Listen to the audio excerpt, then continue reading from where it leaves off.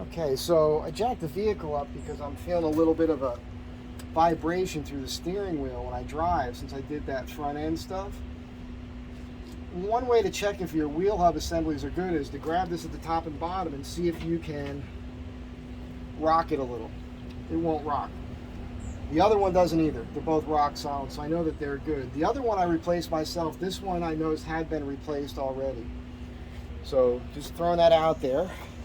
I'm going to show you some of the tools I carry with me for the Astro van next. Okay, so I'll be moving the camera around a little bit. I'll start over here on the left. This is the tool bag that comes with the vehicle that you house your spare tire removal tools, and I guess you're supposed to use these here to also remove your lug nuts from the factory wheels. You know, I don't have that anymore. I have this adapter for the wheel, the nuts I have on my wheels, so I have to use a 7/8 socket to work with that. So those two go hand in hand, but I keep this socket with the other sockets. This is a super long extension I use when I want to remove the doghouse. And this is my breaker bar. So these things all live in this black little case here. Okay. It's my little tool bag I picked up at Harbor Freight. On this outside pocket, I've just got some stuff in here. It's just some gasket sealer. This is great to have. Collect these, have one in your car. So if you got to put your transmission fluid in or something like that, put this on there, you can squeeze the stuff in. So save that. I've got these adapters here. And I've just got some fishing line in here. It's more of a survival thing, but this also helps you cut glass out of the window, things like that. No big deal. On the inside in here, I've got a bunch of zip ties in this little pouch here. I've got two giant zip ties right here that I typically keep inside this as well. I've got a block of wood in my jack. You guys know all about that already. I keep this stuff for the tires and whatnot in the back door. I also keep this in the back door, which is a giant Crescent wrench. And I've got this large screwdriver. I don't know where I found this. Might have been a junkyard find or something. It's a pretty good pry bar. I just grabbed this out of my regular toolbox. I don't know what I want to do. If I want to keep this in there or this. I don't think I need the over redundancy. You can see that they're both the same thickness, but I do like the leverage on there. So I'm going to think that one out. Probably just bring one of these. I got a magnet because I drop stuff all the time. And this is typically in my mechanic's toolbox in my shop. But, you know, when you drop something down in your engine, it's on the frame somewhere, I'll probably keep that in there. This is a recent addition. I mean, I've always had vice grips. I'm going to put another pair of vice grips in here that I've had since I was about 10 or 11 years old. I just put these in for now for this. Phillips head and flathead, reverse screwdriver. I've got this. I threw this in here for the heck of it. It's a lineman screwdriver. I like that as a half shank. I like that it's real fat. I don't know that I need to keep this in there. It's something I've had for years. I've never really used it, so I just threw it in here. Got my 1/2-inch drive socket, made in the USA. I got a nice long extension for that. Again, the other extension, I think the other extension works for my 3/8. I've got a few wrenches here, open-end wrenches. My 15 mil, I've got two of these.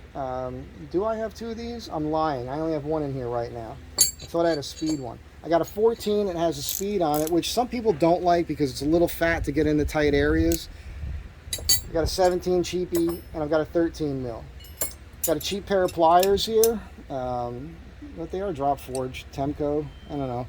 Found these somewhere, unimportant. Got a file in here, round and flat. Jumping on over to a 10 mil.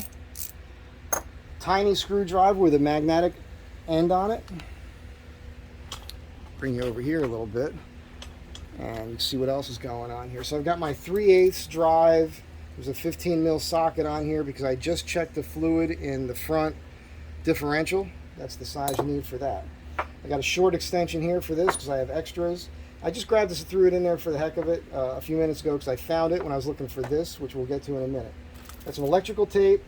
This giant 36 millimeter socket is for the front wheel hub assembly. So if you want to pull your front wheel hub assembly off, if you need to replace that and you're on the road, you need this. In conjunction with this, you need a torque wrench.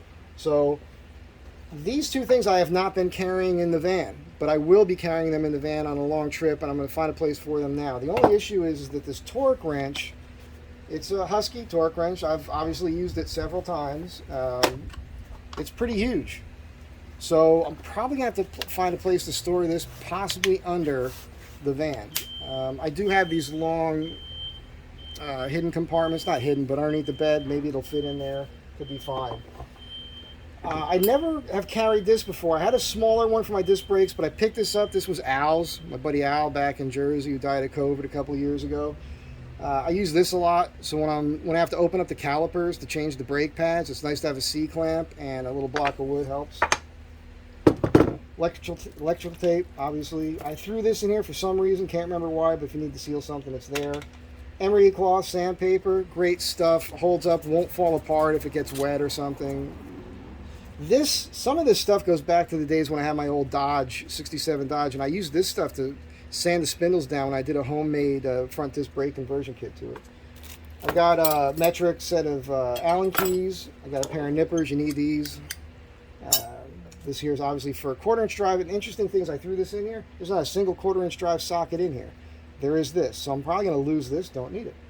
I'm culling stuff here. That's what this is. This stuff I just took out because it was excess, and I don't think I'm going to need all those torques. A little mechanic's hammer here.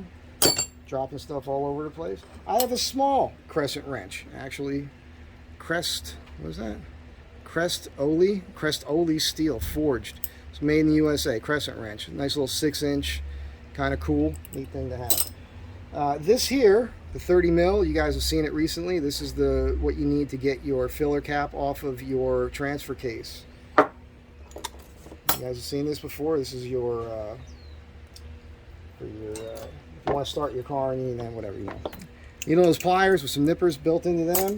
This is an 8mm wrench here that I cut down, and this is what I used when I did my roof rack. To get those bolts that hold everything to the roof itself, you got to get underneath the L, and so that's the only thing that would fit in there, but obviously this will come in handy for other stuff. This with some blades. You know what this is for prying your body panels. We get into some sockets here. This is not a complete socket set. You need the T55 when you're doing your brakes. I had originally bought this, and then I finally went out and bought a 3/8 drive set, and I'm culling, you know, to make things smaller. So that's obviously a lot larger. I'm going to keep this in my home toolbox. I'm going to bring this with me on the road. You need a T30, you need a T20, and I discovered that the bolts for your seat belts are a T45. So I'll keep that in here. Just something to know. This is a 1/2-inch drive to 3/8 in case I want to get a little bit more leverage. And 7/8, as we spoke about, is for my wheels. All I have here is I've got a 10. Listen, get yourself about 5 of these and tape them all over the vehicle and hide them, because this is the one you're going to lose the most. Got a 10, I think it's a 12, 13, 14, and 15. I've got on deep sockets here, I've got 14. This should be 15, and it is. And then I've got 16 here, and I think this is an 18. I think I use this for my spark plugs. I need to get the proper spark plug socket. I need to get that. This here, I bought from my dad decades ago. Never got around to give it to him, and he's dead now. So I'm going to open this up and check it out, because I think this might be a smarter way to go, because it's very efficient. You guys have used ratcheting screwdrivers before. I don't know if this is standard or metric. We'll find out. Unimportant. I'm going to open that up in a second. Just want to get around to this. Pick up all this junk I just dropped off. This here is a clear piece of hose, right? It's clear as day. It's a clear piece of hose. This is great. You could siphon stuff out. This also helps if you have to fill something in your front differential. You can go from the engine compartment down and just keep it in a plastic bag, 'cause it's going to get kind of mucky on you. But it come in handy for all sorts of things. Can't go wrong. So this is just a very basic setup here, right? I'm not getting crazy with it at this point. It's just so you guys see the basics of what I keep with me in the van all the time.